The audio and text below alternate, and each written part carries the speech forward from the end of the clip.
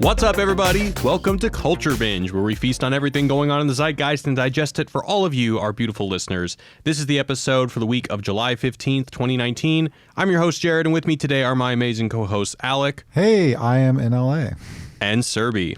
Hi, I am not in LA. Serby's not in LA. She's actually at a conference for work, so she's joining us from Portland. Hello. So right up top, want to remind everybody that Culture Binge is now on Apple Podcasts, Stitcher, SoundCloud, Google Podcasts, etc. So please subscribe there if you're listening to us on YouTube right now and leave a review. We've actually got, Alec wants to give a couple shout outs to people who've been kind enough to leave us a review. I have many shout outs. Tie-Dye, Afropunk Technologist, Black as Coal. Black as Coal says, what a way to capture the zeitgeist with my virtual friends. You're his virtual friend, I guess so am I. Lucy, Zach, Half Co-op, who says, the only thing Wisecrack does poorly is self-promotion because this has been out for 2 months and I had no idea. Thank you to all of you. It actually hasn't been out for 2 months. We've been doing it for 2 months, but we only created the RSS feed last week. Which you could consider bad promotion. But I do want to say, first of all, please leave us a review because it helps other people find the podcast so we can keep making the podcast. But also I want to encourage you to leave somewhat ridiculous reviews so I can read them on air. Nothing negative, nothing, like Jared murdered my parents. Please don't do that. We don't need that on the internet. But anything else that's positive and funny, if you like the podcast, please do. Definitely, if you want Serby to start doing mukbang, Yeah. let that voice be heard on our iTunes reviews. Yeah. Yes. Also, just before we get Jared, show off your wonderful shirt. Oh, yeah. So a couple weeks ago, Alec bought me a shirt and You I gotta unpacked go it up here. a little bit. Just Yeah, I mean, you get it. It's like instead of wolves howling at the moon, it's Zizek howling at the moon. And we were at EduCon where a bunch of educators were, and nobody YouTube educators, and nobody recognized it except Philip, the guy who runs Kurzgesagt, aka In a Nutshell. So further solidifying that he is the king of YouTube. Yeah, he's the greatest. Thank you, Philip. Yeah, thank you, Philip, for being the only one out of a room full of educators that got the shirt or who knew who this was. They're all scientists. They are all scientists. Great people, though. But as always, we are going to go around and say what's slapping and what's chapping this week. Let's start with Alec. No, let's start with Serby. Okay. That is, I don't know why you sounded so disappointed about that, Jared. Thank you. So my slap is I am very disappointed with Big Little Lies, the second season. It's not good. I feel like it's just very disappointing. I was super excited about it a few weeks ago. But that was my chap. So my slap is I just discovered Jane the Virgin. And I thought it was like a silly kind of a show. It's sort of like a teen-ish show. I think it's on this. It was about a girl who said that she would remain a virgin until marriage. And then she ended up becoming artificially inseminated by mistake, and it's a story about that. So I thought it was just kind of lame, and then I started watching it and it's actually quite funny. So that's very, very happy making. I heard there was some sort of creative control was taken away from the showrunner on Big Little Lies or something like that going on. Is that why it's bad? I think that's part of it. Like the scenes don't feel like they flow very well. Like it seems a bit choppy. But also I feel like they rely too heavily on flashbacks. So I'm not sure if that's part of the creative control, but they flash back to the first season a bit too much. And there's like this weird like mystical element where one of the characters has visions. And anytime like something is just randomly inserted like that, where there's like visions or somebody's like a psychic or something, like I immediately get turned off. All right, if Alec. it's not like a fantasy or something. Before I get into mine, we've already got some donations. So I want to thank those people, but I probably I don't want to interrupt the live stream too much, so I might save them all for thanking you all at the end. But before that, Dude Abides, thank you for your donation. And I'm going to mispronounce this. Nufu Endlife? I don't know. He complimented our Interstellar video. I guess he or she. So thank you for those donations. However, the guy who wrote that, Tommy Cook, he's currently writing on the new Charmed show on NBC or CBS. Shout out to Tommy. Shout out to Tommy. Who, by the way, he started writing on that show, but he had never seen an episode of Charmed until a week before he was hired, and so he had to binge every episode of the old Charmed before he started writing the new Charmed. Are you going to get him in trouble for this? No. I hope not. Nobody tell Tommy's boss. Yeah. Okay. So my slaps is EduCon/VidCon, specifically the people there. We met a lot of really awesome creators, just people in the space. I had a really great time, even though there's certain problems with VidCon that I hate. Which gets me to my chaps, which is also the people at VidCon, because besides those people, it's just full of children who are being sucked into the attention economy. And I don't blame the children necessarily, but for instance, there was a great moment where I was at a party and there were some teens and they were dancing, nothing wrong with dancing. But I noticed they were looking around while they were dancing, and they were dancing very well and very showily. They were looking around, noticed nobody was watching them, and then immediately stopped. And they did that 3 or 4 times. And I was just sitting in a corner wondering. Well, you were watching. Right. Well, they didn't see me. I was trying to be stealthy and creepy about it. But also just... you go on the showroom floor and it's all just selling 13-year-olds that they need to be a YouTube star. And I obviously love YouTube, but I feel like there's a difference between I want to communicate science or philosophy, or I want to be a storyteller and this is where the audience is, versus I want to be famous, which gets me to just a quick little article. This is one of our patrons sent this in our Discord. Ars Technica has an article where American kids would rather be YouTubers than astronauts. This is according to a poll of, I believe, 3,000 kids commissioned by Lego. And can you, Mitch, put that up? Nope, not that. That's aliens.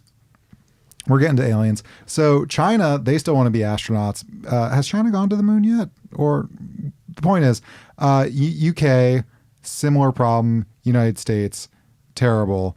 That makes me sad, and that chaps my ass. Okay, but a couple things. As far as China doesn't have YouTube, they have some sort of equivalent. I don't really know if it's monetized as much as YouTube is, though. Yeah. So I don't know if it really is as much of a career path. Although if somebody lives in China or has lived in China and knows, definitely write us in an email, culturebinge@wisecrack.co. But I don't think this is anything new. When I was a kid, everybody wanted to be a movie star rather than an astronaut or a doctor. What's the difference? I feel like the standard for kids is I want to be a firefighter, an astronaut, sometimes a police officer, and a doctor maybe. And then there's the kids who say they want to be famous, and those kids are the probably saddest. Yeah, but how young are these kids? You don't really need to start taking any career path seriously until you're in early to mid high school, if even that. Oh, I mean, I'm sure 50% of these Chinese kids who want to be astronauts, not 50% will be. I just think it's a cultural snapshot that horrifies me. Yeah, but I would say that the Chinese are probably taught that they're just taught about the necessity of having a practical job more than Americans, at least at a young age. I would guess. I mean, being a YouTuber is practical if you're making money. Maybe a more utilitarian job. Is that the better word? Yeah. Public good.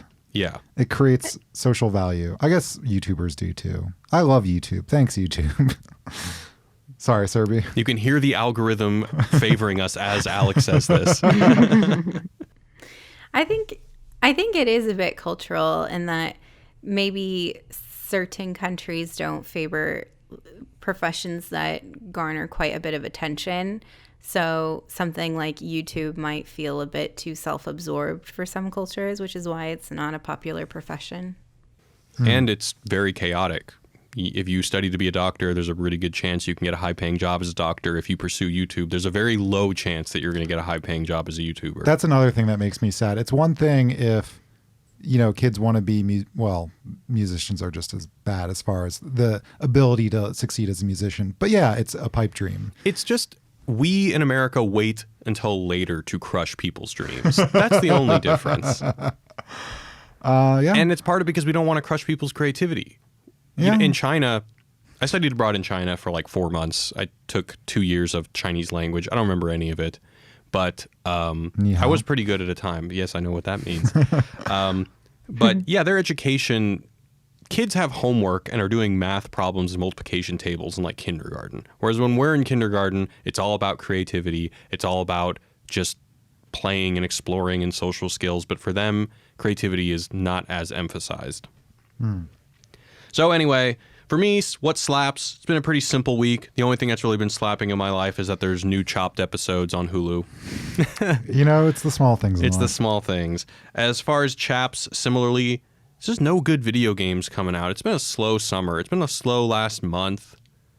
You know what, chaps, is I actually got suckered into buying the new Super Mario Brothers U on the Switch because I never got a Wii U. And I got sucked in because I knew it was a game that was basically a port, but they said it was 2 games in one, but the 2 games in one claim is basically bullshit because it's just one game with a hard mode. So I feel like I paid full price for something that wasn't entirely worth it, but it's still a good game. But yeah, that's what chaps me. No new exciting video games really coming out until I guess next week the new Fire Emblem comes out. But anyway, that's it. But before we get into the main segments today, Alec has a new segment that he would like to introduce. Tell us about it, Alec. Well, I don't really know the name. I guess I should have thought of this earlier. Adventures in Advertising, Adventures in Late Capitalism. I don't know, but there is Rita is a brand. You may not recognize that name, but you do probably recognize Budweiser's Lime-A-Ritas, Strawberry-Ritas, just the margarita-esque flavored things in cans, although I'm told by our interns that they don't taste like margaritas. So here's a tweet from the Rita's brand. We'll read that if we put it on screen. Thank you, Mitch. We have something to say, and then there's a little down pointy arrow, #neverapologize. And is that the Note app in iPhones? Yeah. Yeah. So the Note app, hey ladies, trashy, period, gross. I'm not going to say the periods. Let me do that again. Hey ladies, trashy, gross, girly, basic, sweet. We've been called it all. On Twitter, Urban Dictionary, everywhere. And we get it. We're a margarita in a can. Oh no, it gets better. But we but we can't help but notice these labels are also used to bring down women and that we don't get it. Ladies, it's time to take their labels, cover them in glitter, and make them our own together. To all of us who dress and do as we please, to all of us busy taking selfies while they call us basic, to all those who know trashy is just another word for fun, we'll never be sorry for who we are. No one should. Now, first of all, I want to say it's not this. Well, let's just put up the best reply that I LOL'd at. This top reply on Twitter. This is from @ShowMeTheDogs. That should be one of our podcasts. That should be my Twitter handle. Let me make it very clear. I buy your product because it tastes like candy and has 8% alcohol content. That's it. It's not because you're being fake woke on Twitter.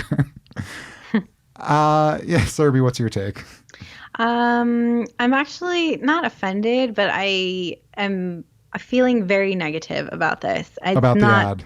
About the ad, about that note. I think I don't need your disingenuous words to try to like draw parallels between your shit brand and what women are like, what they experience. Like, stop trying to like tell us to like reclaim labels and stuff like that. I feel like it trivializes what people actually go through. Yeah, because I think at the surface, it's things like, certain expectations are placed on women that you maybe don't want to do, and you shouldn't apologize for them. But that is different than getting shit-faced on a Lime-A-Rita, walking to a McDonald's, and then swearing at the person because they messed up your order or it's not coming out fast enough and saying, #neverapologize. Those are two different things. And I think clearly the social media manager at the Ritas doesn't understand that. And I think in general, corporations don't understand that. Or maybe you're the dumbass and they do understand it. And the fact that we're talking about it right now, and we probably just introduced our audience, or at least me, who I didn't even know Ritas was a brand. But you've seen, I know. You've seen the Lime-A-Rita. Fine, but I still have increased awareness from before this tweet and after this tweet. I will also say I love malt liquor and I will never apologize, but it doesn't need to be a whole social awareness campaign. Yeah, just any claim to liberation, it seems that companies will now try to co-opt to sell their brand. It's like, I once saw a Don't Stop Smoking commercial, which had a bunch of people coming out as gay or bi or something like that. And then it's a hard right turn to don't smoke. I'm like, what do the two have to do with each other? And with this, it's like, okay, so, we've already said that, you can express yourself, your sexuality, your gender, whatever. And now it's just, you can be as trashy as you want or as belligerent as you want, and you shouldn't apologize for that. Basically, just don't have shame for anything. You're exactly perfect how you are by our brand. There's a video ad. It's essentially the same thing. #NeverApologize. It's on their Twitter if anyone wants to check it out. Can someone please recut it with the footage of the guy screaming "Pickle Rick" on top of McDonald's counter? I don't think that guy wasn't drunk though. I know, but I mean, he might as well have been. He was drunk on the power of Szechuan sauce. That guy was. I've also heard that guy was joking. He was doing it for a joke, that particular example. But there were people being shitty at that event. I mean, if your joke being shitty by jumping up on a counter, are you just being regular shitty? I don't know. Maybe before the camera started rolling, he's like, "Hey, I'm gonna just do this thing for his viral thing. I'm so sorry. Yeah, I'll clean the table afterwards. Don't worry. Just plug your ears for about 5 minutes." Maybe he did that. I don't know. Yeah. Well, anyway, I want to encourage people. What is it? culturebinge@wisecrack.co. Yep. Send us your adventures in advertising, or suggest a better name than that. Anything, if you've been listening, the Subway ad, this, the sad meals, anything in that vein, just please send it. I want to talk about it. I mean, I don't envy people who are social media managers or in the marketing department of these brands, because if your job is to, up brand awareness by 10%, how do you do that except by either A, doing something that's as dumb as what we just did in order to increase brand awareness, which we have helped to do, or B, just how do you do it without just creating something outrageous? Right. Wendy's has a fantastic social media manager. I love I don't think they're there anymore. They're still not. Well, I don't know. This was a year or two. You're talking about how they roast people, right? Yeah. Maybe they still do. Who knows? But it's great. Sorry to interrupt you. Well, if anybody's listening and wants to see how a brand does social right, you should check out the Wendy's Twitter. All right. All right, let's go into the main story. So Serby's starting us off with a story about Juul. Yes. So recently, the Food and Drug Administration declared teen vaping an epidemic, stating that nearly 21% of high school students vaped last year. A former FDA commissioner blamed this teen vaping epidemic on Juul, which is an e-cigarette company.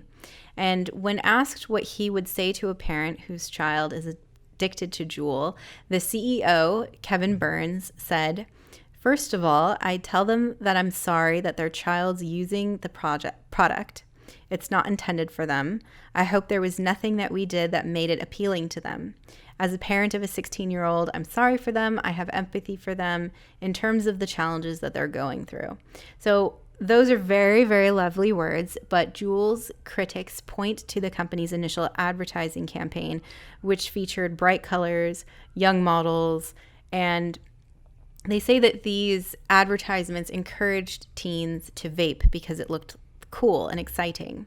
And the co-founder of Juul, Adam Bowen, said in retrospect that the ads were inappropriate.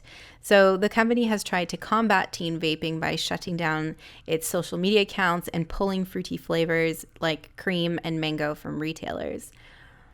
So I was very conflicted when I read that the CEO apologized for this. One, I think it's hypocritical that he says he hopes that there was nothing that they did to encourage teen vaping. Clearly they knew. They knew. And also, I'm just so shocked that teens are vaping, considering the amount of research about the adverse effects of nicotine. And while we don't know the long-term effects of vaping, I think the average reasonable person would assume that there are some negative effects. Well, sorry. As someone, I mean, I am familiar with the science that smoking is terrible for you, but I have a friend who is an adult, but was switching to vaping.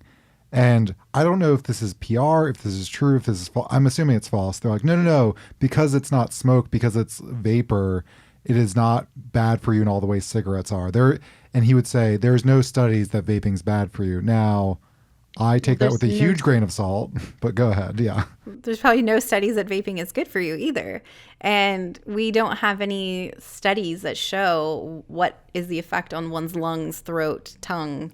So I think there are two sides to this story that are baffling. One, that teens are vaping knowing the risks. And the second is that, and organization, I mean, I know that a lot of companies are hypocritical. I know that they're doing this, but when it comes to tobacco companies and anybody who sells nicotine products, I always give them a heavy dose of side eye.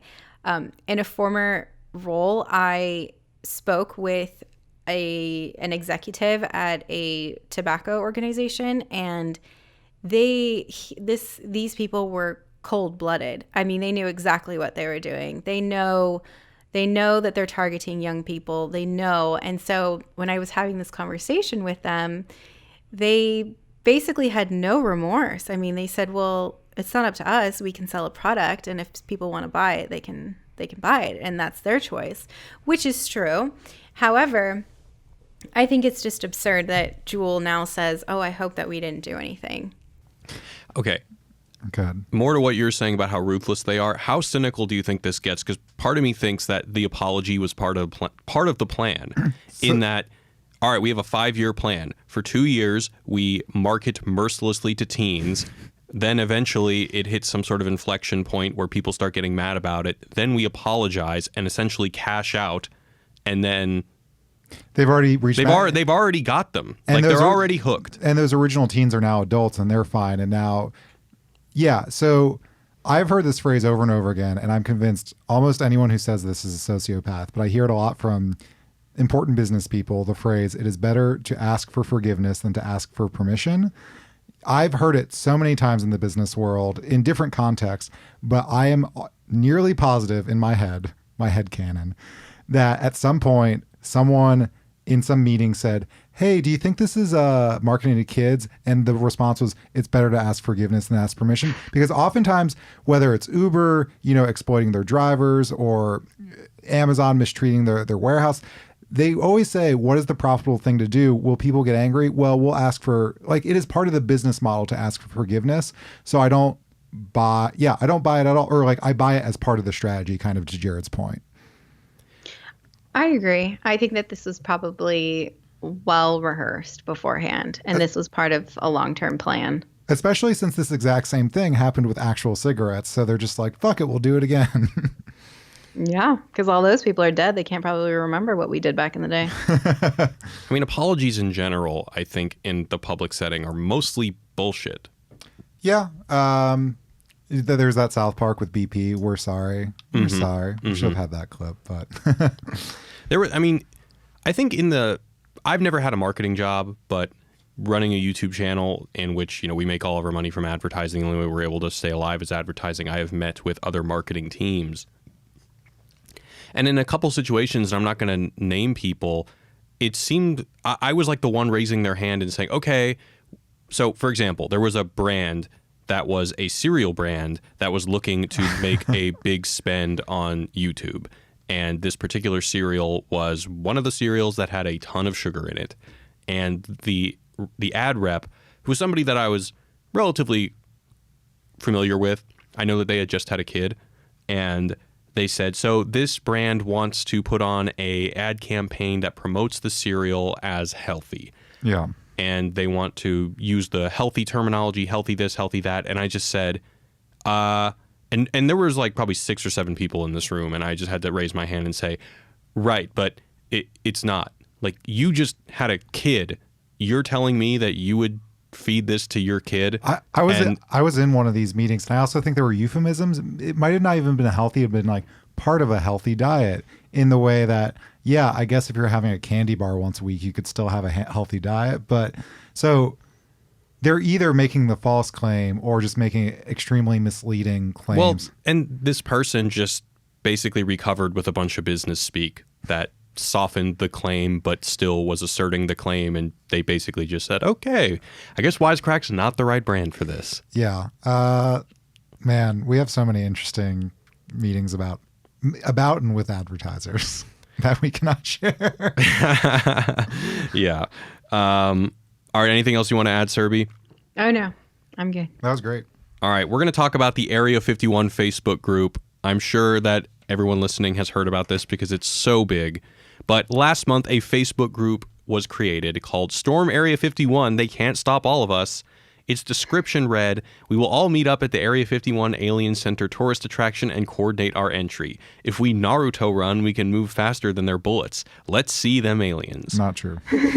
And at the time of this recording, the number of attendees scheduled to appear at this event is nearing 1.5 million. It's actually, I only checked this morning, it probably surpassed 1.5 million. Seemingly every news publication has covered this Facebook page. The event creators maintain that the whole thing is a joke, meant to establish a new forum for alien, UFO, and conspiracy theory memes, rather than a genuine effort to break into a heavily guarded military base. And it certainly has generated a lot of memes. It seems like at least five memes are uploaded to the page every minute. So I want to highlight some of my favorite memes that I found yesterday morning. So here's one where we see Elliot, I believe it's Elliot from E.T., and E.T.'s in the basket. With a blanket around him. With a blanket around it, and it over the alien. It's alien I took from Area 51, and the guys pursuing Elliot are 250,000 Naruto runners covering me. Let's see this next one. This one is a shot from the final battle of Endgame. And spoilers. Oh, what, you thought you were going to go into Endgame and there wasn't going to be a final battle? Man, I don't know. Yeah, go ahead. Okay, so Thanos is the Area 51 guards, and the people that are fighting Thanos are furries, Redditors, Roblox players, Minecraft players, 9-year-olds, literally everyone, Facebook users, Fortnite players. Let's do one more. I'm really interested in furries. You should bring that in next week. This one is a image of the second Harry Potter movie with Ron Weasley in his car, and he's an Area 51 guard looking very distressed as he sees behind him the first wave of Kyles. What are Kyles? I was going to ask you that. I feel like I'm the internet expert here, and I feel I feel like Kyles are, I'm going to guess. Oh, there's another good one. Here's the Storm Area 51 vehicle fleet. They got the Yeet truck, the Subaru, which will distract guards with two-step backfire and can conjure vape clouds, which will perfectly cover the Naruto runners. They got a Volvo tank, which hipsters will use them to sweep hidden mines. And then finally, we have the Mustang kamikaze pilots. So this is hilarious to me so Alec is going to talk about Lil Nas X a little bit later, but seemingly overnight, Lil Nas X has released another remix of Old Town Road on YouTube, this time with an animated video portraying the supposed raid, including Naruto runners with Keanu Reeves' head storming the site, as well as an alien giving Young Thug a new chain. And by the way, this new remix has Young Thug in it, plus, so for those of you watching the live stream, you can see there's an animation. It's the security booth at Area 51. There's an alien flag. And then what's the other, the yodeling kid from Walmart? What's his, Mason? I've got it written somewhere. Mason Ramsey. This whole thing is the most meme postmodern thing ever, because the whole thing, even we already showed there was Thanos on a bird head. There was the Infinity Gauntlet. There's all these Matrix things in the background. Keanu Reeves is on a Naruto runner's head for no other reason than the fact that Keanu Reeves was big on the internet recently. This video is just a big hodgepodge of internet meme stuff. Is this Anthony Fantano from The Needle Drop? I think so. I don't really know who that is, but I think I saw that name. It looks exactly like him. Yeah. That's pretty awesome if it is him. So yeah, and then in this video, the military is basically trying to stop the waves of Keanu Reeves Naruto runners, as well as Young Thug getting a new chain. So the event creators are now selling T-shirts with slogans on them like, "I saw them aliens," "I survived Area 51," and "I clap alien cheeks." So let me tell you, this is hilarious. Oh, here are some of the shirts. There's also one that says, "I fucking love aliens." I wonder how many of these are actually being sold, because also on the page, this is the official page selling the T-shirts, but everyone's got their own T-shirt that they're trying to sell because they know that there's a lot of traffic going to this webpage. Why don't we make an Etsy store right now and just start selling T-shirts? I bet you they're not selling well. There's just too much competition. I feel like the 2,000 people watching this right now live would buy one of our shirts along, and we should also sell that Zizek shirt. Yeah, from China. Yeah. We'll just buy it from China and resell it for double. It's capitalism. All right. So I've got some thoughts as to why this is funny. It's amazing, by the way. This is actually my favorite thing that's happened on the internet in a while. But so last week we were talking about how Google censorship. We were talking about Google censorship or YouTube censorship, and I believe it was you, Alec. You mentioned that you understand that Google doesn't want to be in the business of determining whether or not something is a joke. Yeah. And what I love about this is that it's forcing the U.S. military to do just that, to see if they can recognize where a joke starts and where the serious, crazy people ends. And I think that whenever you're bringing a, quote unquote, very serious, straight-faced institution that is, elevates itself above the inane, crazy, nihilistic internet culture and subjecting them to your sense of humor, it's very satisfying. Yeah, well, the Army's response was, this is a terrible idea, we will shoot you. Yeah. And I feel like they don't actually have to determine, because they'll determine when they see if people are running towards Area 51, in which case they will shoot. Because the minute they start to do it, it is no longer a joke. How many people do you think are actually going to show up? None. Maybe. Yeah, I think. Oh, but that's like, there's always maybe like some unwell people. Yeah, especially maybe unwell people who don't fully understand it's a really joke. See, I don't think that's going to be the case. I think that there are going to be some ironic internet people who are just going to go regularly. Like they're just going to go and see the tourist attraction like any other patron, but because this event has some sort of legendary status, they'll just want to be able to say, I went on September 20th, 2019. Do you think like the person that went to Joshua Tree for the profile picture, they'll get a flight to Area 51, they'll pose for doing the run pose, and then immediately leave? No, I don't think that person's more into like The Bachelor but not into like 4chan deep nihilistic. No, I'm not saying this person, but I'm meme. saying other people are going to fly there to take the profile picture of them doing the run. I don't know if they need to do that on that exact date and increase their chances of being shot, but I think people are going to be doing that. But maybe not. There's a good chance that by September 19th, all this could be blown over and everyone's forgotten about it and it's old news. Yeah. So I also think that there's a sense of collective accomplishment for internet people in forcing government institutions and the news media to recognize the kind of nihilistic despair that these memes operate on. Because I think one of the very essential things as to why this is funny is because it's a suicide mission. Right. And then the joke is, are we really joking or are we that depressed? Yeah. Mitch, can you put up one of the memes, the depressed Area 51 memes? That's its own folder. Yeah, that's its own folder. So this is one, the Cat in the Hat is coming behind a kid with a baseball bat, and the kid has text over him saying Area 51 thinking this is a joke, and the Cat in the Hat has text over him saying millennials and Gen Z's willingness to die. So this made me, here's another one. This is a meme somebody posted. It's just text over black that says, Area 51 will either be the most successful government takeover of all time or the biggest fucking graveyard home to the bravest Americans with the IQ of a straw. Either way, the memes will be fire. Yeah.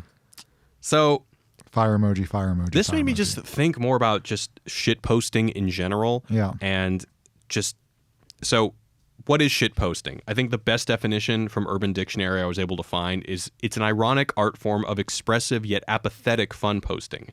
And then there's an article in Surface Magazine by Gustavo Turner who adds to this definition by saying that they're used to confuse, derail meaning, and entertain. There's another great quote from Turner. He says, "What is a shit post if not a pointless carnivalesque attack against meaning itself? Like every aesthetic that draws from the absurd, like Dadaism, Surrealism, Situationism, punk, shitposting is ultimately a cry of despair against impending disaster." This reminds me of, I've always considered him as the most wholesome troll on the internet, but Ken M, if there's any fans listening, do you know who Ken M is? No. He will just usually troll brands on Facebook with, it's like a very confused boomer on the internet is this persona, and ask questions like, my oven won't turn on, GE, can you help me? But his oven is full of magazines. And they'll say, you shouldn't do that, it's fire hazard. And they'll be like, fine, I took them out. And then they're like over an open flame. Nice. And just other very dumb, there's a Ken M subreddit. It can explain, I'm not fully prepared to discuss Ken M. But I think to your point about nihilism, there is something interesting there. Yeah, it's a kind of bizarre free therapy for millennials and Gen Zers And I also think there's an element of it being a reaction against a world where seemingly all content is sponsored content, and shitposting memes are deliberately non-monetizable. They can't be co-opted by Ritas or by any kind of corporate sponsor. Well, no, but they sort of can. So this is the whole thing with brand Twitter reappropriate. Like Denny's got really nihilist for a while, or even the Sunny D being like, I'm not okay. I guess they're right. Yeah. There's an interesting. So when we made a video about the sad Burger King commercial, and then all the comments were, why aren't you talking about Sarah Z's video on fast food advertising, which really dives into this in a different but similar way that we did. There's a very interesting and sort of not completionist history, but something like that. But yeah, I think they can take advantage of it. Yeah, maybe you're right. But I mean, there is something that at least a meme itself is so ugly, so negative that you're never going to see a corporation call up a guy who created a simple meme like one of the ones we just said and say, hey, we love your work, let's sponsor it. They'll just steal it. Well, they'll steal the idea, yeah. Yes. It also, similarly, it's not quite brands, but Reddit is always complaining that Instagram normies are stealing their memes. So in the meme subreddits, there are always... The joke is literally just defacing a meme so that Instagram can't steal it by either putting a watermark or some memes are only visible in dark mode or night mode on Reddit, which Instagram doesn't have that functionality. Yeah. I guess the question that I want to ask is, why is depression a part of the counterculture now? Serby, what do you think? I think that this reminds me of some of the stuff in high school where it would be like the depressed emo kids would, they're all grown up. They're all grown up and these are their children. I think more than they sort of see it as like a badge of honor or something that's like cool and trendy, and it gives them, I don't know, makes them distinct in some way. I don't know. The whole thing is baffling, and I'm just jealous of people who have shit posts that get really big because I want a shit post. So, you can. Yeah, sir. I'm going to shit post. You can be the next Twitter Ken now. M. Ken M/mukbang. It'll be a very specific brand for you. You two are talking to like the next big internet star. I hope you're prepared. We're very prepared. I'm very prepared. Yeah. So one of our patrons on our Discord sent us a link about e-girls. You know what e-girls are? This kind of wraps into this whole discussion. Yeah, they're ironic. It's electronic girl, not emo girl, but they kind of seem emo. Yeah. They'll often have like a teardrop tattoo or drawing under their eye. They kind of look like scene girls. Yeah. Just to give everyone the basic definition, but go ahead. Yeah, so the Urban Dictionary definition is an e-girl is a species of emo usually found on TikTok, but commonly spends time on Tumblr.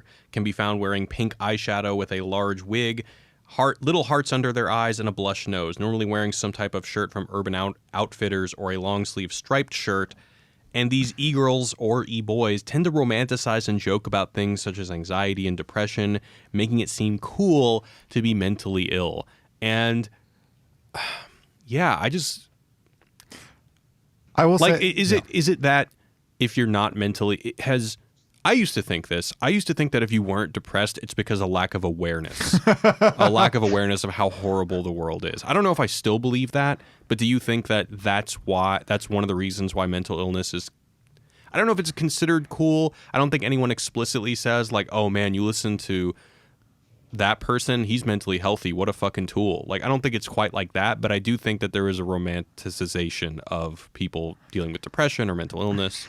I was watching this thing the other day that used the phrase "the future is canceled," which says that this is in the context of how culture has the idea was if you go from the 50s if you drop someone from 1950 into 1960s music, they'll be like, what is this? This is completely new. But if you drop someone from 2010 to today, they would mostly understand the music that was happening. Maybe not mumble rap, but the idea is that we're not really culturally progressing because we're just making Lion King remakes all day. Mm. Now this is culturally, but I also think think about on a technological level. In the 60s, we went to the moon. That's the 50th anniversary. We just saw that. And now we can barely get into space. I mean, I know we're sending up satellites and doing all these things, but it just seems like technologically, economically, scientifically, we don't have a whole lot going on. So I don't know if I agree with that. You think that, you made the claim that somebody from whatever the 90s, if they listened to today's music, they'd kind of get maybe it. Not the 90s, but the 2000s. I think even people today listen to Young Thug for the first time and they're like, what is this? I don't even know who Young Thug is, I feel like I would be that person. I think that's not, I think you could certainly. But he's huge. Like, he's a fucking star. I think you can certainly find examples, and it's a claim I'm a little, I want to think critically of it, but I think overall just the idea that we are not progressing anymore. Now, we may be progressing in some ways, but I often think the ways we're progressing is that Facebook is making a ton of money, and that is a lot different than putting people on the moon or going to Mars or, like Elon Musk gets all this love for SpaceX, but all he's doing is essentially doing in a better way what we already accomplished in the 60s. Well, there's all those other things like the underground bullet trains and stuff like that. Well, yeah, he's drilling a hole under the ground for a car to go through, and he's like, I'm inventing the future. Hey, man, you haven't driven in LA traffic. You don't understand the necessity for that shit. I have been in LA traffic, and I understand the necessity of a thing called subways. They're awesome. And, we do have those. Yeah, and they suck. They no, they don't. Ones. They're fine. It's just a very spread out place. Yeah, there's not enough of them. The point is that I think this nihilism from shitposting and e-girls comes from a fact that we're not a very hopeful society anymore, because whether or not it's true, we feel like we're not progressing, the future's canceled, whatever. And also, at record rates, people are experiencing anxiety, depression. So it's not that anxiety and depression are cool. It's just that all these kids are anxious and depressed, and therefore make like macabre jokes about it.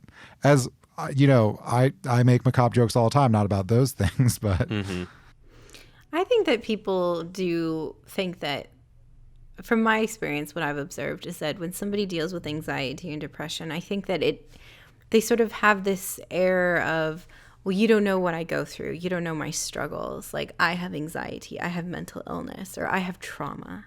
And who doesn't have fucking trauma? Like, who doesn't have had things that make them sad or upset? So I think that maybe there are people who are normal, rational individuals who have mental illness, like anxiety and depression, and they cope with those in healthy ways. And then I think there are people who feed into the label of having a mental illness, and those are the people that look at their disorders as something that's cool or sets them apart or gives them some sort of like respect from others. Remember last week when we were talking about reality TV?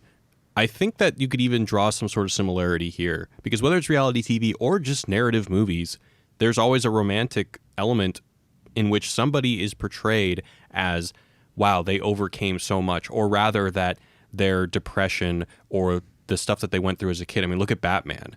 His parents killed. The fact that his parents were killed before his very eyes is basically his superpower, because he was able to harness that depression and then become a super myopic, focused ninja.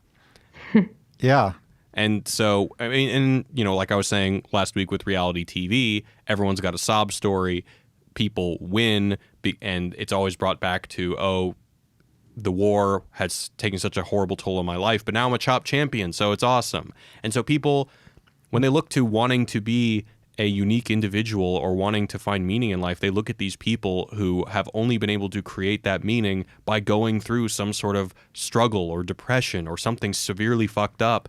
And that's not good. Life is way simpler than that. And it's not, I mean, in some ways it's simpler than that, but you really don't need to fetishize your suffering in order to create meaning in life. But it's so funny. I mean, it's not funny with Batman. Our mutual favorite Instagram is an animator who did one of our episodes. Yeah. Okay. Everyone follow @ImitationRice. It's the best Instagram on Instagram. And she does the best shit posting memes. And she also... They're always about depression, anxiety, and Star Trek, which are... Yeah. But she animated our video on Fahrenheit 451, our pilot that took us 6 months last year. Anyway. Yeah. I think at the end of the day, everybody wants to be the hero of their own story. And yeah, exactly. But your life isn't a fucking story. No, it's not. But people think that there's this like invisible camera that's like hovering over them, like in a Mario game, like watching them. And why is that? Like, has that always existed, or is that because of the increase in social media and putting your life on Instagram and Facebook and things? Depends on who you ask. We did like 2 McLuhan videos in the last 2 months, and he would say it all started with the written word, that because when you're able to read a book in solitude by yourself, it creates a mental space of individuality. And it's probably only gotten worse and worse with cinema, TV, internet, etc.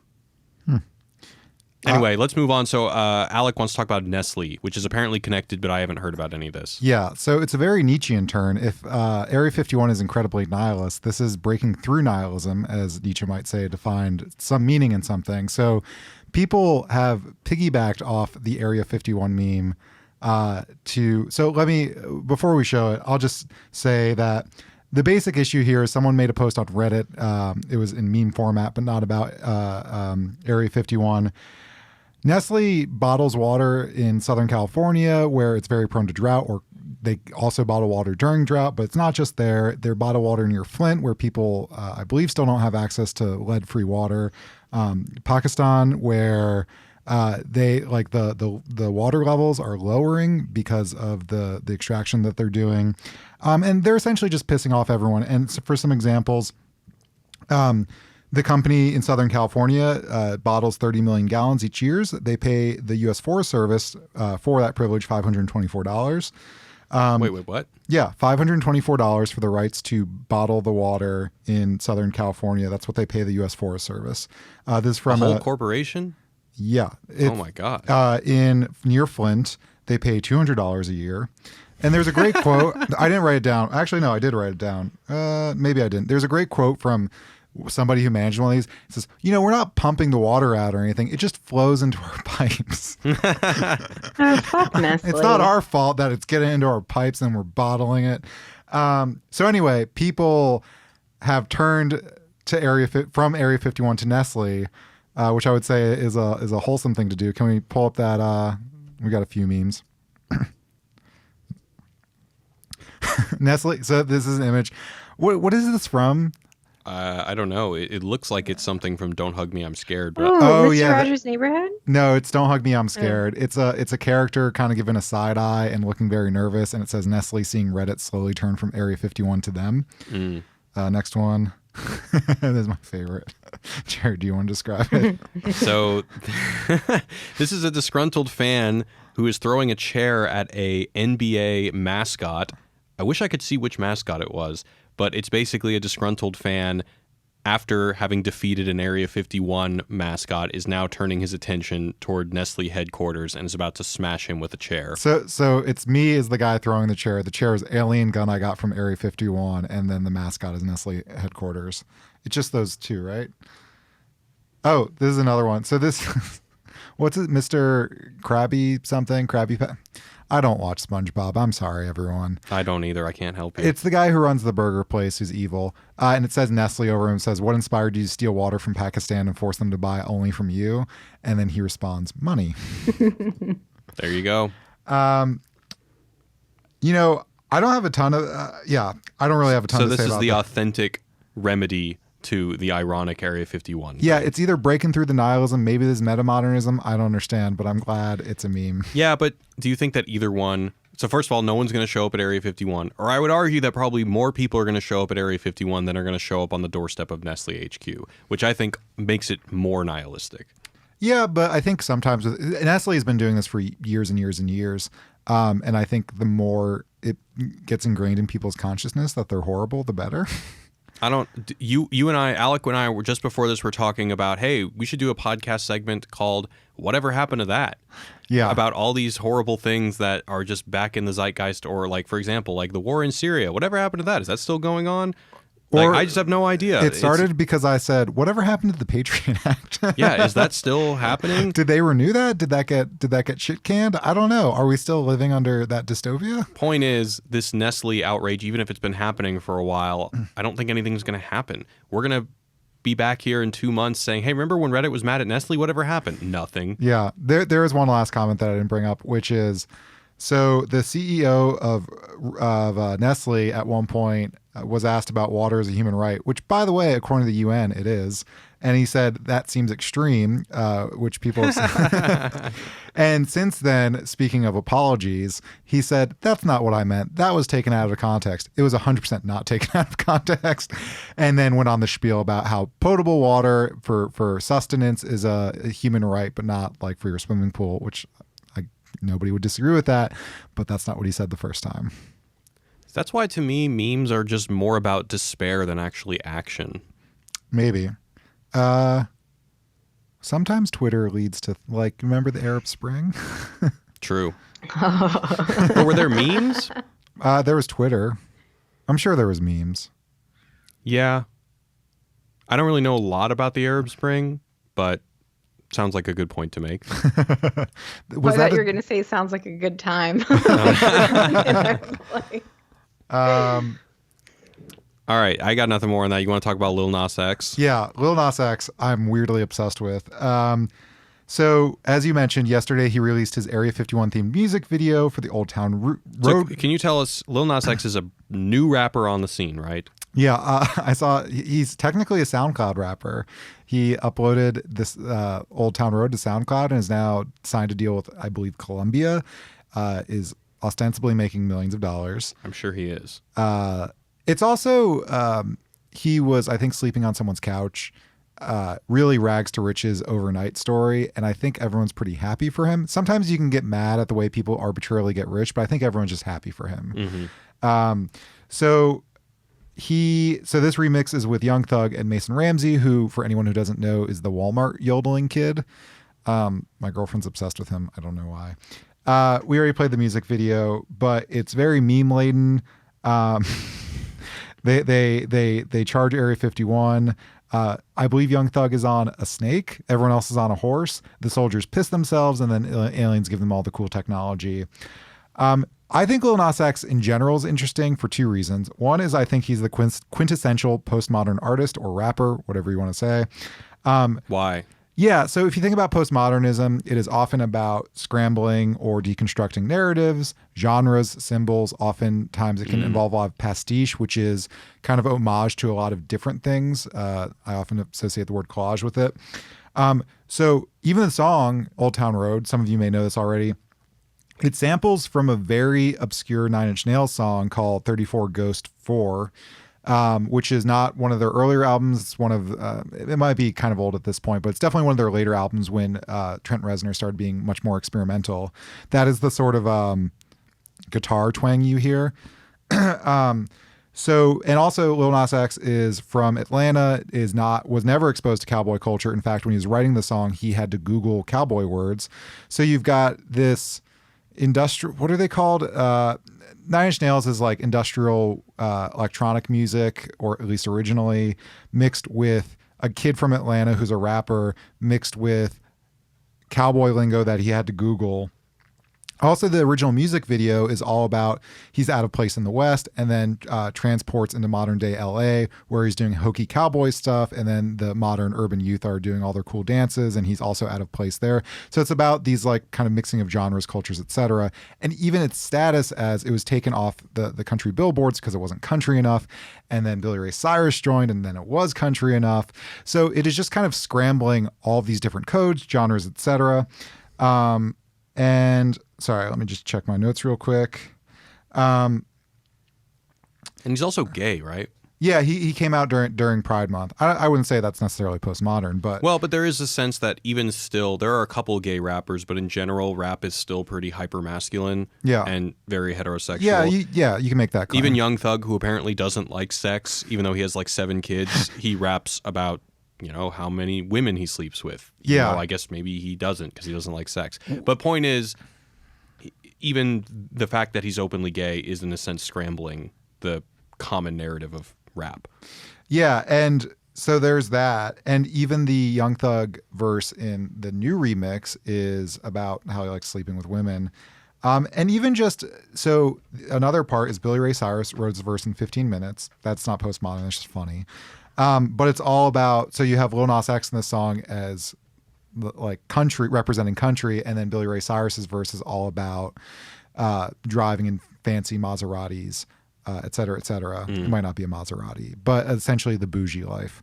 So I think it's really interesting. And his other song is a Panini, samples a Nirvana melody. There's a lot of weird intertextual stuff going on. And I think it's really interesting. But my second point, well, I don't know if you have anything to say about that, but I have a second point. No, it is interesting. I mean, obviously I don't think he's deliberately doing this. Oh, I think he is. Well, I think that I don't think he's reading postmodern theory, but I think he's doing it. But the aesthetic that he grew up with was a lot of sampling, is a lot of just confusing different things. Yeah. He basically is living the kind of postmodern trajectory of media. Right. And of course the memes. Right. I mean, he's probably was very in on internet culture even before he became an essential part of internet culture. Right. The second thing I have to say, unless you have something to add, Serby. No. So I think he's also interesting. He keeps remixing the same song over and over again. Can we actually show the first tweet? This is his official Twitter. I act like I'm okay, but deep down inside, I want to release another Old Town Road remix. So for anyone who doesn't know, there is way too many. So the song was released, then it was remixed with Billy Ray Cyrus, which got it on the country charts. Then Diplo did a remix, and then more recently, the remix with the Area 51, Young Thug, and Mason Ramsey. So that's only 3? Yeah. So 4 total. Yeah, but I feel like it's and each one is just blowing up. So I think his constant remixes is the final form of the culture industry. I'll get into what that means. But he does it ironically, so I'm pretty okay with it. So this guy, Theodor Adorno, don't know if you ever heard of him. He wrote a book. Sorry. Theodor Adorno wrote a book with Max Horkheimer, and one of the chapters is about this thing called the culture industry, where he said he's talking about Hollywood, he's talking about jazz. He really hates jazz. Don't agree with him on that, but whatever. He said that the culture industry is an endless repetition of the same commodities. We get an ostensibly wide range of products, say cars, but it's all from the same limited menu of interchangeable options. It's like getting a Model T, but you can get it in red, blue, you can get it in 6 different colors. Or you could get it with leather fabric seats. You're still getting the same car, but you have sort of the illusion of choice. So Adorno thought this applied to movies and music as well, where you have the constant rehashing of very similar movie plot lines, which I'm sure is something you're very familiar with, Jared, as a film nerd, or the rehashing of jazz standards over and over again. Now, Adorno was kind of crotchety, and I hated all pop culture, which is not true of me, but weirdly Lil Nas X, by just re-releasing the same song with the most tiniest amount of changes, just a verse, an inconsequential verse from Young Thug, I think is the culmination of this. Yeah, but this isn't anything new when it comes to rap music. I mean, UGK, which was big in the 90s, one of their big songs, International Players Anthem, there's like 6 or 7 remixes of that. And because a lot of, I'm not a rap expert by any means, but it's all about collabs. It's all about, so-and-so's got a hit. I've got a label that has all these other rappers under it, and I'm trying to build their careers so that we can all come up together. And then you end up taking this hit song, turning it into like 6 different ones, and then, we all come up together. I mean, that happens all the time. Yeah, and I think there's a different collaboration. Is fine, right? If when Nicki Minaj has a verse on Monster with Kanye West, like it's really good, and she I think adds something to that. And I like this song, and I'm not afraid it maybe is a guilty pleasure, but I feel like these verses don't really add anything, as evidenced by the fact that Billy Ray Cyrus did his in 15 minutes. But actually, can we show... But that's also pretty common. I mean, oftentimes when it's rappers, it's not that they come in with something prepared. Oftentimes it's, hey, come in the studio, we're going to get real fucked up, and we're just going to keep riffing on stuff until we get something that we like. Yeah, and maybe it's just So yes, it exists in rap. Maybe it's just the scale of it. And actually, can you show that second tweet, Mitch? Thank you. This, I think, is where we're heading. So this is a tweet from @MakeItRyan_, James Ray. The year is 2090. Every song in the Billboard Top 100 are Old Town Road remixes. Lil Nas X is president. Every American has been required to send in a 1-minute freestyle to add to his upcoming Old Town Road country single. Area 51 has been overrun. You have a pet alien. Life is good. That's pretty good. Yeah. And if anything, if this is maybe rap is just the most advanced form of capitalism in music right now. It is. It's, I mean, because they're all trying to, yeah. I mean, the music is about making money, and so the efforts to make money are equally shameless, and people, including myself, will follow along in their efforts to make money. So, yeah. I don't listen to rap music, so I'm not very educated in this area, but from my experience, rap music doesn't rely heavily on like those synthesizers that change one's voice. So that's why I appreciate auto-tune. Yeah. I mean, Depends on the one rapper. Travis Scott is all that. Okay. He's huge, but sorry, go on. So the reason why I appreciated rap music is that I felt that it was more authentic, like you're just, that's your voice, which I appreciate a lot. And also I think there's quite a bit of room for creativity and innovation. And this person, Lil Nas X, I'm so down with the kids these days. So I think I like that he has collaborated across genres to create music. And I think there aren't very many artists that do that, at least from my experience. So I think it's good. I think it's brave. I mean, it's definitely risky, so good for him. Yeah, and the other thing I'll say is the second tweet I said about it's 2090 and Lil Nas X retweeted that, which is, again, I'm okay with all of it for whatever reason. I think because he does it self-awarely, but also to my point about how it's the culmination of the culture industry. It is the longest running Billboard #1 single ever. That's amazing. Yeah. I don't know if I agree with you on when people are self-aware that they're doing something maybe a little cheap, if that makes it better. Sometimes I think it makes it worse. I'm honestly not entirely sold whether it makes it better or worse. I won't defend it. You're totally right. Sometimes it's terrible, but for whatever reason, in this exact instance of Lil Nas X, because it's like the Jewel people. It's like we know that we're selling to kids and we know we're going to apologize for it. But as long as we know that, it's okay. I mean, obviously, they that's just not need the to case. ironically market to kids. Yeah. Don't steal that idea, Jewel. I'm sure they're already working on it. Do you want to do this last one and then go into the mailbag? Yeah. How are we doing on time? I feel like we Hour 5 minutes. Oh, jeez. Should we go straight to the mailbag? Is that okay, Serby? That's okay. I'll bring this in next week. Yeah, bring it in next week. Cool. Guys, if you want to send us emails, culturebinge@wisecrack.co. Once again, that's .co, not .com, because some rich guy owns that and won't give it to us. And if you want to send us a voicemail, we've actually got a voicemail that we're going to play. It's 21-ELFGUT07, 213-534-8807, 21-ELFGUT07 or ELFHUT07, same number. Ryan says huts sound better than guts, which I get. I like gut. Yeah. What the hell, Ryan? Yeah. But you want to go party at the elf hut? I mean, but the elf gut?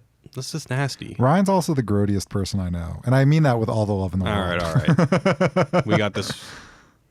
Hey, Wisecrack. This one's for Culture Binge. This last episode, you guys talked about reality TV, which I thought was great. And you spent a lot of time talking about reality TV as a form of entertainment where you could just turn off. And you guys didn't spend a whole lot of time comparing it to other forms of entertainment that you can just turn off for, like YouTube videos of people narrowly avoiding injuries or people getting owned in arguments. I think people seek out arguments that are not challenging to them, that confirm their biases as a way of also avoiding being challenged. And I wonder if you guys could comment on that. Additionally, I don't think you guys talked about how reality television might be a progression in how our culture interacts with narrative. If we tell stories that we identify with, and that's the reason why we enjoy them, then it's only natural that eventually we would want to see those same types of stories and archetypes, but authentic versions of them. And reality TV might just be the extra element of authentic to the stories that we've been telling forever. Anyway, love the show. Wisecrack is awesome. Alex's podcast, Order of Things, is awesome. And I hope that awesome. Siri starts sharing some of her other sources of content with us too. Mukbang. Thanks. It's going to be mukbang. Bye. So in terms of other, first of all, thank you, Anonymous, thank you. for that voicemail. That was really great. As far as the comparing it to other forms of entertainment that are mindless, yeah, I mean, who doesn't love a good fail video? But I would say that when we're talking about kind of quote-unquote ruining reality, I think the main point was on the narrativization, which is kind of his second point. But I don't know. I mean, I don't think a lot of those fail videos are staged, are they? Either way, I don't think anyone says like, oh man, I wish that was me. I wish I lit myself on fire. I mean, for nihilist millennials, definitely. They want to be that person. Yeah. I'm just kidding. But I totally agree on his point about how reality TV is perhaps just a more authentic way to experience the same catharsis that you would with the normal narrative. I think that's pretty interesting. No, I think that's totally true. But I think the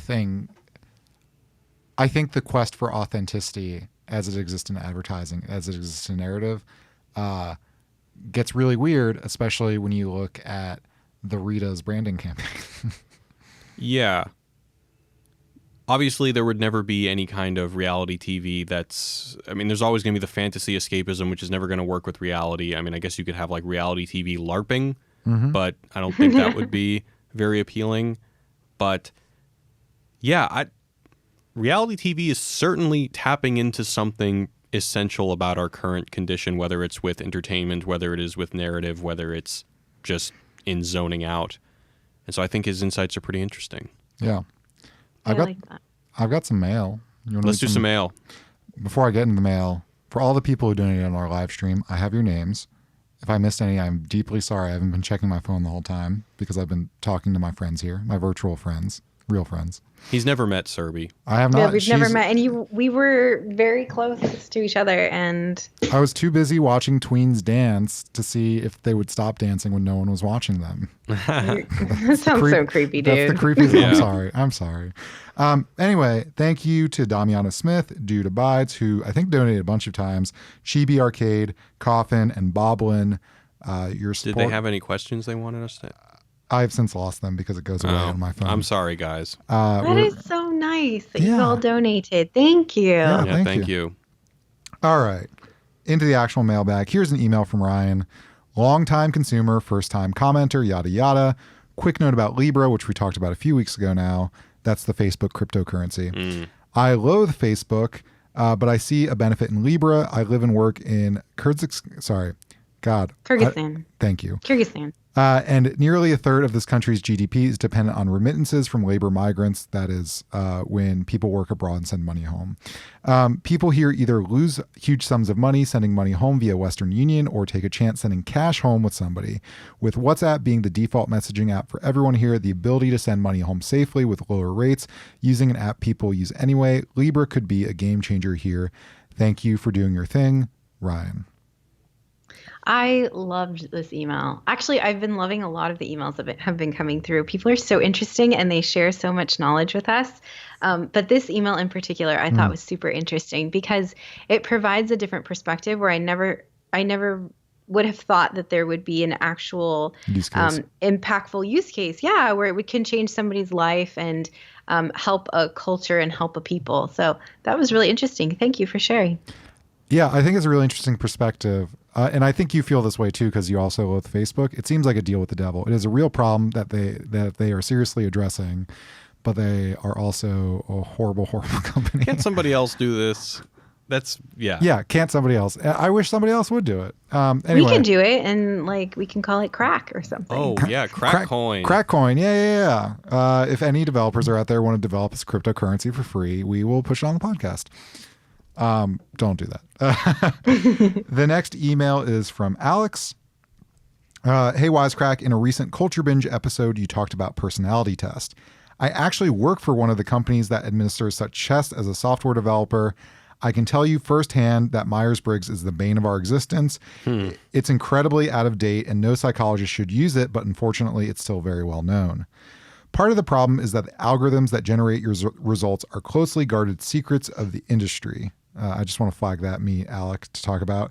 I'd love to share our algorithms with you to demonstrate how much better they are than Myers-Briggs, but I could lose my job. Understandable. The other part is interpreting the results as part of what we sell. Sounds like the people on the podcast had experienced what happens when someone tries to apply the results of a personality test without the help of a psychologist.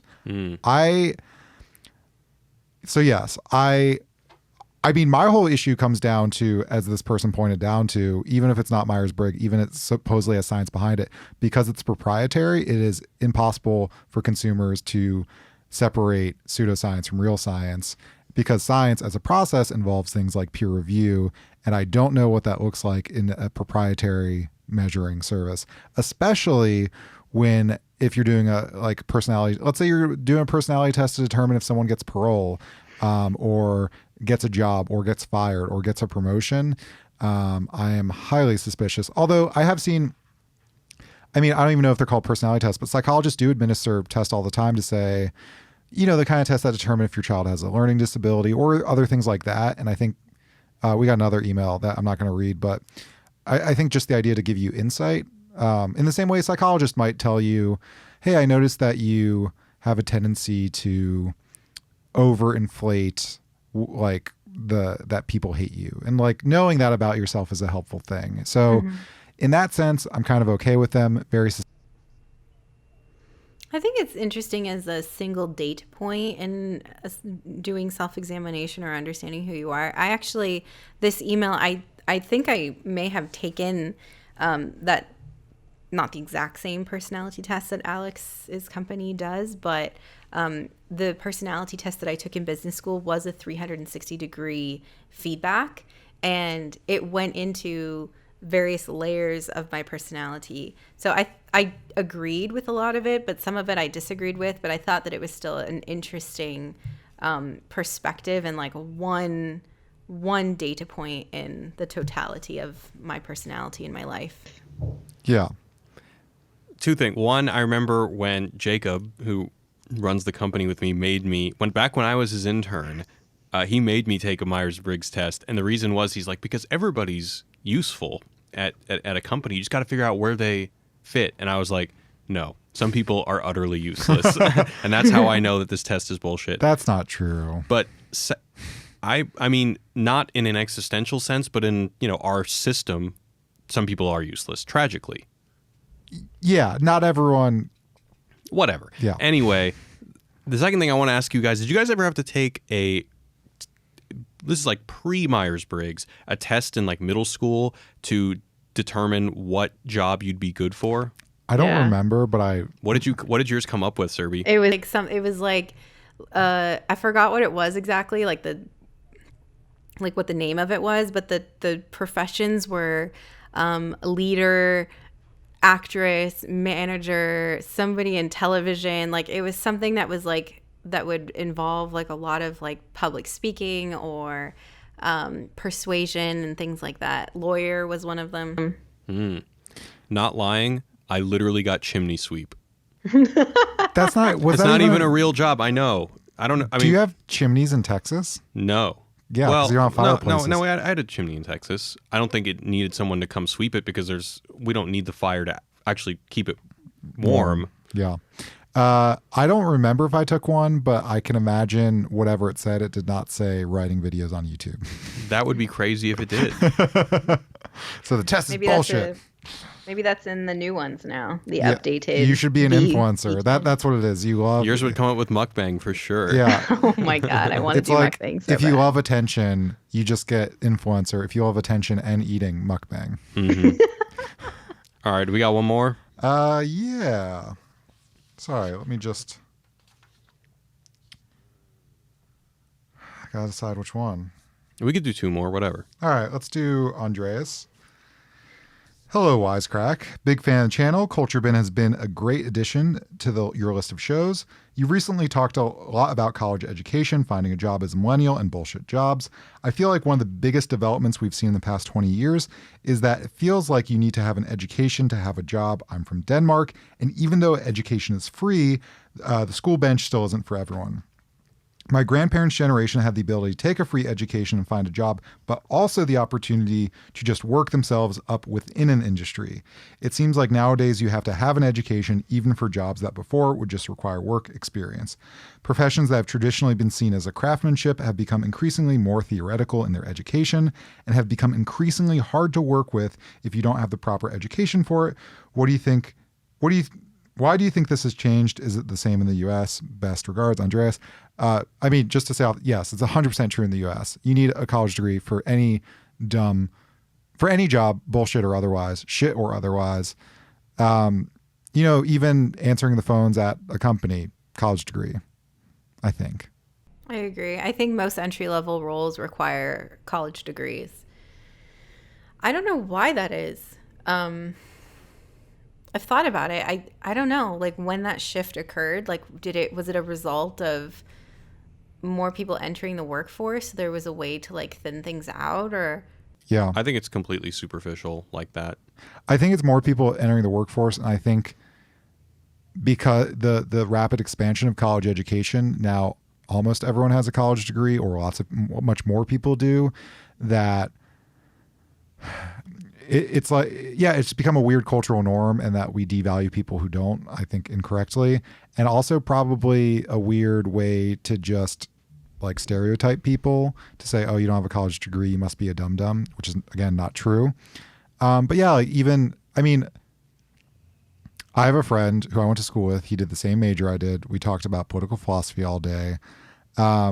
And after years of working in service jobs, he is going to get an apprenticeship in plumbing or elevator repair, one of the two. Wow, that's incredible. Yeah, that's a good job. No, that's a great job. And to be honest, he'll probably make way more money than I do. A lot of money, yeah. Yeah. But the fact that I'm sure he's still in debt, the fact that he's probably almost 30 now, the fact that it took him that long, and that's not a criticism of him. I'm just saying, I think it happens a lot of times where people either, I have a degree in history, but I'm going to get an entry-level job in marketing, and marketing's my career. History has nothing to do with that.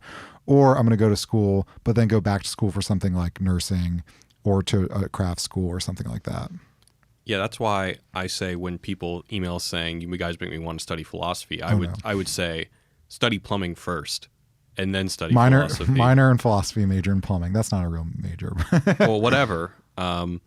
Plumbers and elevator repairmen, people make so much money. I once met somebody who was taking the exam for elevator repair, and it was logic based, and it was incredible. And I had no idea so much went into it, but apparently she was going to make a shit ton of money. So if anybody's out there who doesn't want to work an office job or work in like a traditional role, I highly suggest you go into plumbing or elevator repair or something like that, like a trade in that realm, because that's where all the money's at. Another one is air conditioning repair. Oh yeah. If you study air conditioning repair and then move to Houston, Texas, or somewhere where it's really hot, you're going to make bank. Yeah. Bank. Yeah. It's similar. Nursing is a big one, but I don't know if they make. Well, I think a lot of them get underpaid, but I know for a lot of people... Nursing is rough. That's a tough job. Oh, yeah. Nursing is super hard. Nursing is a whole culture of hazing that people don't really talk about. Really? Right. Yeah. If you're a nurse, you're working horrible hours. Yeah, I knew that. I've known nurses that tell me that the nurses with seniority, because there's just been this culture of hazing for so long, they totally abuse you. Mm-hmm. They're really, really mean. They make you work horrible hours. Just the actual work that you're doing can often be soul-crushing. Right. It is a rough grind. The other thing I was going to say, I don't think they make as much bank, but I also know people who go to college and then go back to be like a physician's assistant, which is a lot less schooling. But I think if anyone's a physician's assistant or something like that, I think you can make a living. I don't think you can make bank like an elevator repairman, but I think you can make, depending on your specialty, I think you can make about $130,000. Wow. All right. You want to do the last one? Yeah. Let me find it. This one is about Ikigai. This is an email from Dan. He says, "Hey, Wisecrack, this is Dan from Miami. I'm watching Culture Binge number 7 right now, listening to Serby talk about Ikigai, and I thought it would add some additional insight into Okinawan culture. I'm not an expert in Okinawan culture by any means, but I do have an undergraduate degree in exercise physiology and master's degree in nutrition." Super cool. We learned about the Okinawans in both of those programs and some additional theories about their long lifespans. Ikigai was one of the things we learned about. However, the Okinawans also barely eat any meat at all, and when they do, it is usually fish, which of course has a lot of healthy omega-3 unsaturated fats that are really good for your cardiovascular health. They rarely, if ever, consume meat from land animals like beef and pork, which are higher in unhealthy saturated fats. The Okinawans are also more active than Westerners and continue to be active late in life. Serby mentioned a man who teaches martial arts when he's over 100 years old. This is not uncommon for their culture. Finally, and most interestingly, their culture encourages people not to overeat. In fact, they usually only eat until they are about 75 to 80% full. All of these things together, Ikigai, exercise, and diet, are a perfect storm for health. It is also worth noting that Okinawans have the longest lifespans in the world.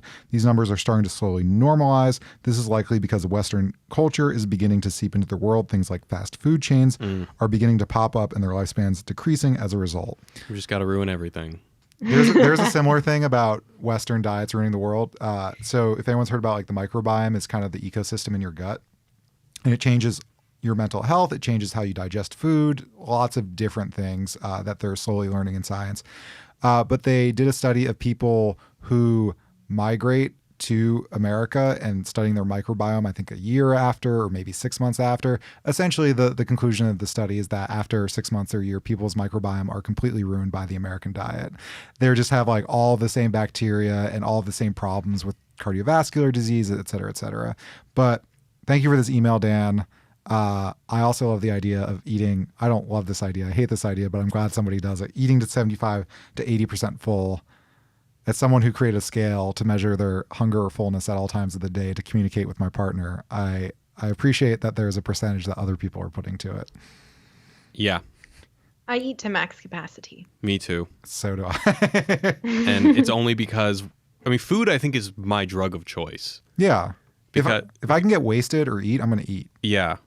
I stress eat a lot. Yeah. And the other thing is that I have food allergies. So when there is something that I can eat, especially when I'm traveling and I don't know whether or not like I'll be able to eat again, I tend to eat a lot all at once because I'll be like, I may not eat for the rest of the day. Like, who knows?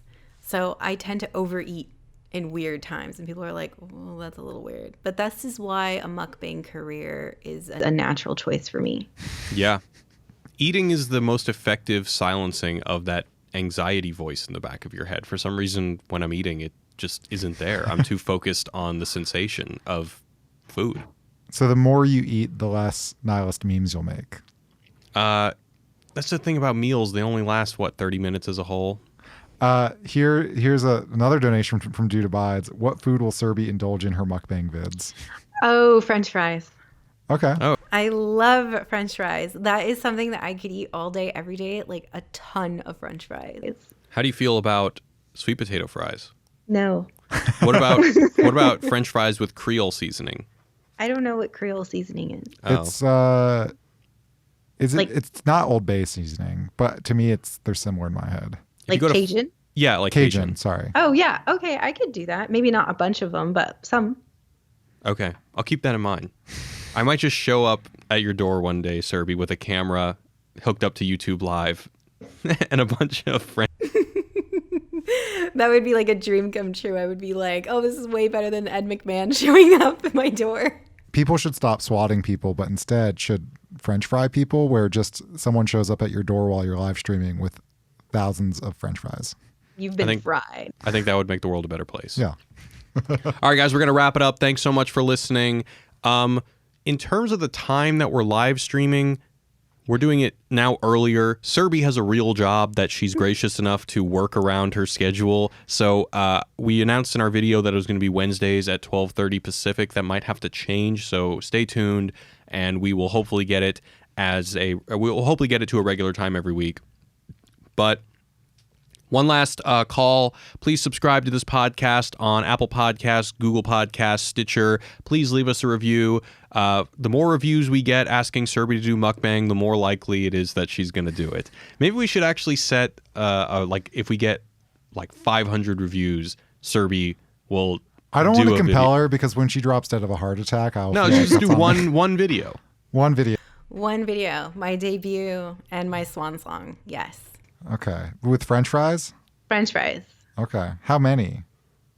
I don't know. We're going to have to come up with the parameters of this. I don't know what is a good amount. I don't know what mukbang people eat. And we can do you need to need to do your research. Yeah. Come on. Maybe 6 orders of In-N-Out fries. I don't think that's enough. 7, 8, 10. 10. 10's a good number. 10. That's okay. Okay. All right. Thanks for listening. Apple Podcasts, Google Podcasts, leave us a review, patreon.com/wisecrack. Anything you guys do to help us out would be much appreciated. We will see you guys next week. Thanks to Alec. Thanks to Serby. And until next time, peace.